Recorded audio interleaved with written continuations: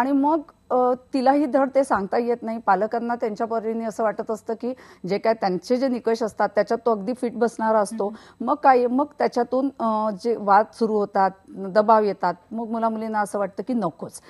किंवा अजून एक मुलगा माझ्याकडे आला होता आणि तो असं म्हणाला की त्याची साधारण अशी हे होती की मी म्हणजे त्याला असं वाटत होतं की अरे आपल्यात काय कमी आहे, सगळं आपलं व्यवस्थित आहे.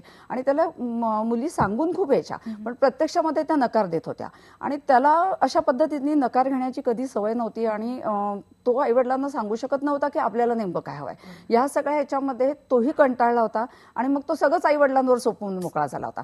आणि मग आईवडिलांचं म्हणणं, हा मोकळेपणाने काही बोलतच नाही, सांगतच नाही, मग आम्ही कसं ठरवायचं ह्याला काय नेमका कुठला जोडीदार हवाय, आम्ही आणला तर नाही म्हणतो, स्वतः पण कोणी निवडून आणत नाही. तर अशा ह्या सगळ्या ह्याच्यामध्ये मुलं मग थोडीशी कंटाळल्यासारखी होतात. नकार कसे घ्यायचे आणि कसे द्यायचे हा सगळा गोंधळ असतो आणि त्याच्यातून मग मुलं म्हणतात नकोच, त्याच्यापेक्षा बाहेरच पडल्यासारखे करतात त्या प्रक्रियेच्या. बरोबर मॅडम, ही तुम्ही 2 उदाहरणं सांगितलीत. नक्की त्यांच्या मनात द्वंद्व सुरू असेल की नक्की काय करायचंय, कशाबद्दलची स्पष्टता, याच्याबद्दलचे काय निकष असायला पाहिजेत? पहिलं म्हणजे आपल्याला पालकांची मदत घ्यायची नाही असं नाही. त्यांच्या अनुभवाचा कुठेतरी भाग थोडाफार असणार. त्यांनी आपल्याला लहानाचं मोठं केलेलं आहे, ते सगळा भाग खरा आहे.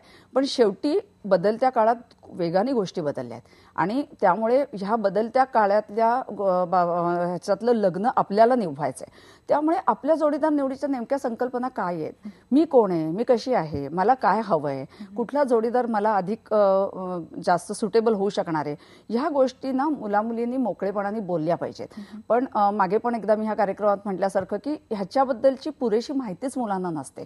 तेही मिळवण्याचा प्रयत्न करत नाहीत, पालकही त्यांना देत नाहीत आणि त्यामुळे आपल्याला नेमकं काय हवंय ह्याच्याबद्दलची पुरेशी स्पष्टता त्यांच्याकडे नसते. आणि त्यामुळे बऱ्याच वेळेला खूप ढोबळपणे स्थळं बघितली जातात, सरधोपट मार्गाने स्थळं बघितली जातात आणि मग त्यामुळे आपल्याला हवं ते हे नाहीच आहे हे खूप जवळ आल्यानंतर, म्हणजे बऱ्याच पुढे गेल्यानंतर कळतं आणि मग तो नकार देणं किंवा तो नकार पचवणं हे जड जातं.